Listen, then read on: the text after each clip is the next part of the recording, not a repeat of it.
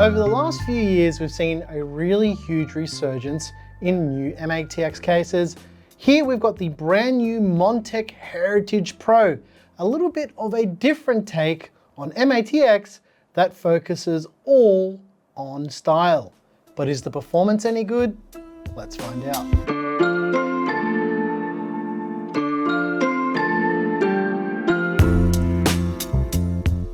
Let's start off with panel removal. There's two captive thumb screws on the edge of each of the side panels. What you want to do is loosen up those captive thumb screws. Then you want to pull that panel and then you can kind of tilt it and then lift it away from the case. Yep, I said the thing. And the rear panel is the same deal here. You basically just loosen those captive thumb screws and you can lift the panel away from the case. There's another captive thumb screw on the top for the top panel. You loosen that. You slide that panel back and then you can lift that away from the case. That's right, I said the thing again. The front panel is a little bit different. You put your fingers in the edge of the top of the front panel, you give it a little bit of a yank, and then you can lift that up and away from the case. On the bottom of the Heritage Pro, there is a single magnetic dust filter.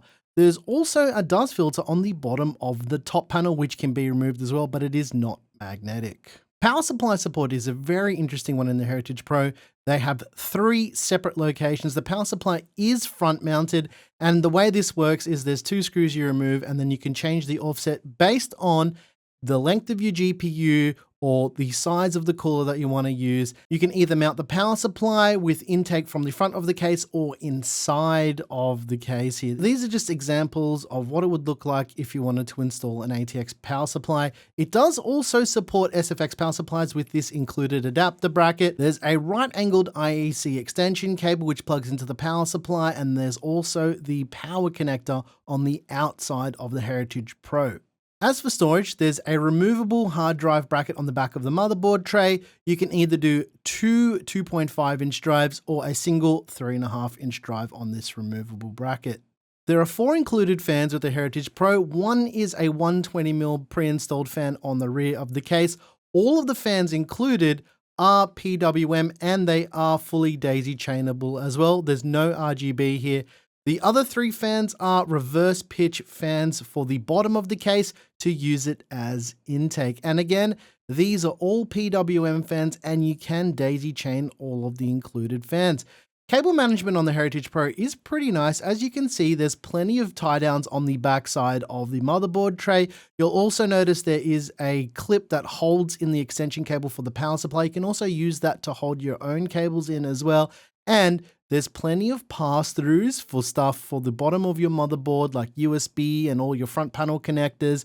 And there's plenty of space for cable management because this case does support back connector motherboards, and we'll come to that in a moment.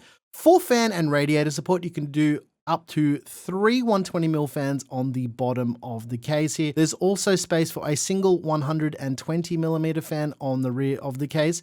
Up top, you can do up to 3 120mm fans or 2 140mm fans. You also have the option to do a 360mm radiator or liquid cooler, and also a 280mm cooler or radiator. The most interesting thing is you can change the offset of the power supply bracket to allow you to install different size coolers. But as you'll find out when we do the build, in the topmost position, we were able to put in a 360mm radiator. And finally, on the side of the case, you can do 2 120mm fans. I would recommend using this as intake, but you could use it as exhaust if you like. For motherboard support, as mentioned, this does support back connector motherboards. It supports ITX and MATX motherboards. For the build that you'll see us doing here, this is the board we'll be using. I wanted to do a nice back connector build for as little cables as possible. For air cooler support, you can do up to a 170mm high air cooler. We may come back to this with another video building in this case again. GPU support is also quite interesting. As you'll see, we've got a power supply installed here. You've got a maximum length of up to 400mm. Now, I would go as far as saying as being careful and using that 400mm as a bit of a guide, because not every graphics card is created equally, especially with these massive 50 series cards. But as you can see in this example, I was able to fit the RTX 5090 Suprim SOC from MSI with no issues whatsoever. There's also a single captive thumb screw on the back to give you access to the thumb screws for installing your expansion cards or your graphics cards. As for all of the front panel wiring, we've got a USB Type-C connector, we've got the front panel connector in a combined connector, we've got a USB Type-A 3.2 connector, and there's also a front panel audio connector.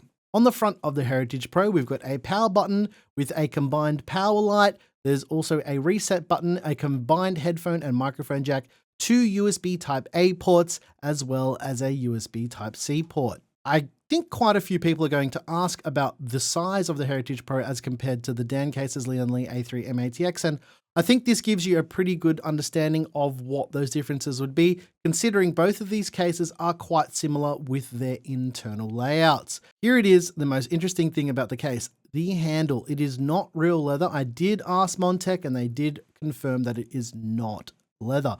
The way it attaches is on each of the side panels, they have these big thumb screws. You can loosen those up, and then you want to get that handle, kind of feed it over the top of the knob, I would call it, and then fasten those thumb screws back up on each side.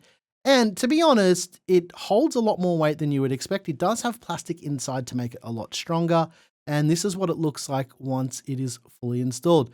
Now, for the next example, I did employ Andrew to help me with this to show you that you can pick up the case quite well. Look how strong his forearm is here.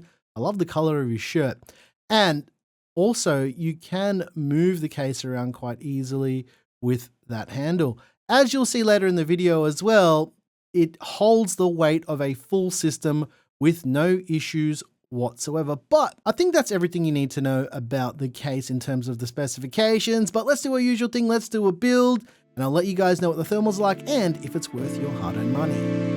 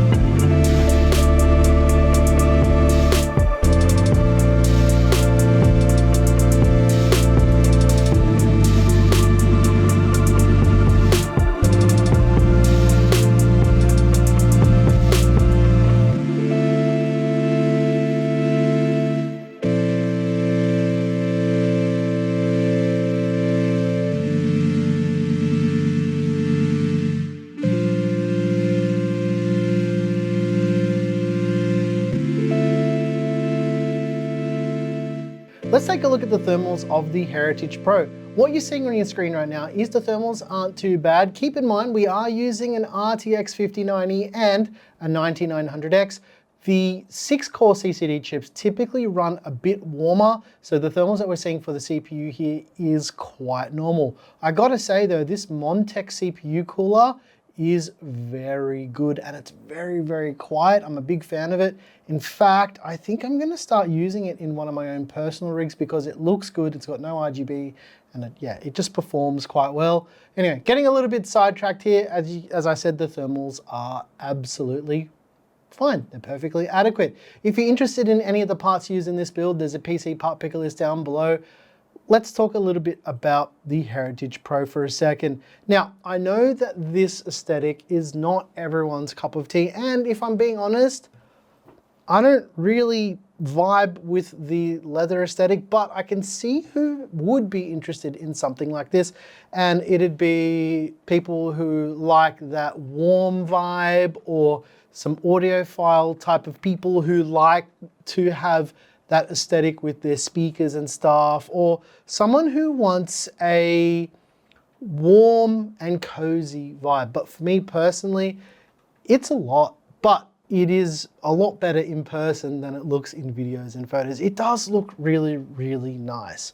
The materials here are great. Now, I've got a comment on this. I think I spoke about this earlier in the video already, but this is not real leather. It's designed to look like leather. It's pleather. In fact, it doesn't even smell like leather. I asked Montech if it was real leather, and they said, no, it's not real leather, which is fine. I don't care because it looks like leather, and to be honest, it feels like leather. So as far as my brain's concerned, I mean, they did this stuff in the 70s all the time with furniture and even TVs, they had stuff like this. But yeah, overall, like, the aesthetic is not really my cup of tea, but it is done so well. I think this has come about because we've seen a bit of a trend in the last few years with organic materials or organic-like materials on PC cases. We've seen wood from plenty of vendors, and now that we're seeing a leatherette type of material, it's only a matter of time until we see stuff like this. And as far as building and cable management in the Heritage Pro, the build process was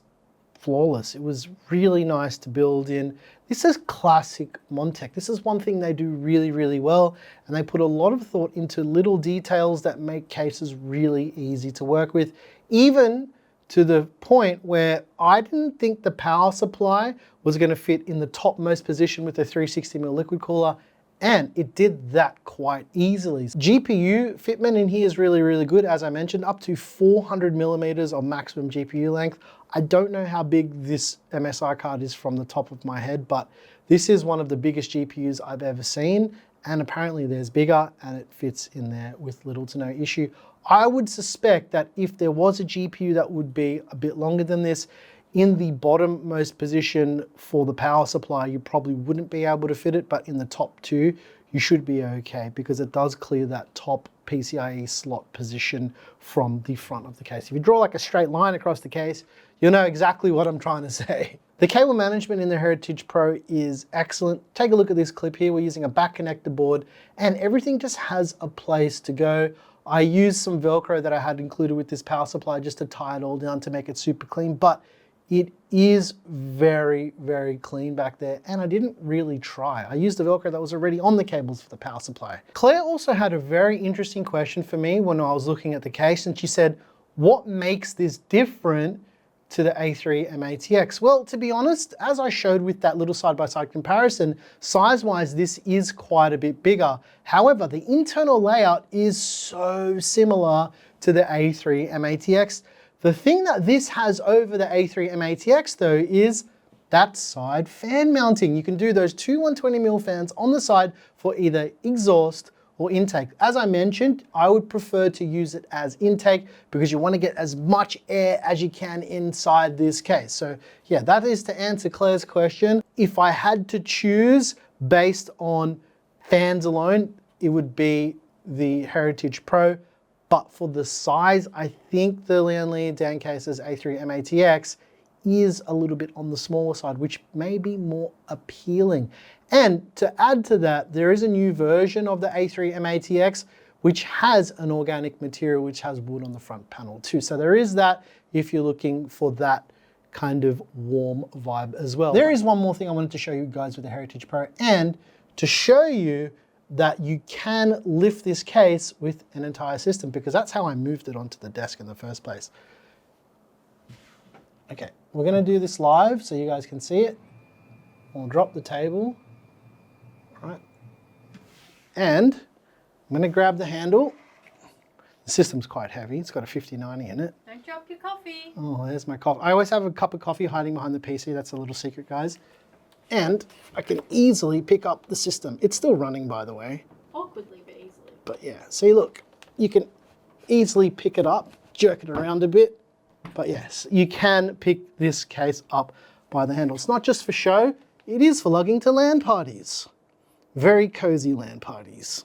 If you're interested in getting your hands on this very interesting looking brand new case from Montech, the Heritage Pro, you're looking at spending from around about $89 US or about $110 US depending on the color, or around about 189 Aussie dollars at the time of filming this video. Let us know what you think about the Heritage Pro. Like I said, I know it's not going to be everyone's cup of tea, but when you see it in person, it may change how you feel about it, because it does look really cool. But for me personally, this is not a case that I would use for my own system, because you guys like to know if it's something that I would use, but it is not. For me personally, in MATX, the Dan Case / Lian Li A3 MATX is still king of MATX for now.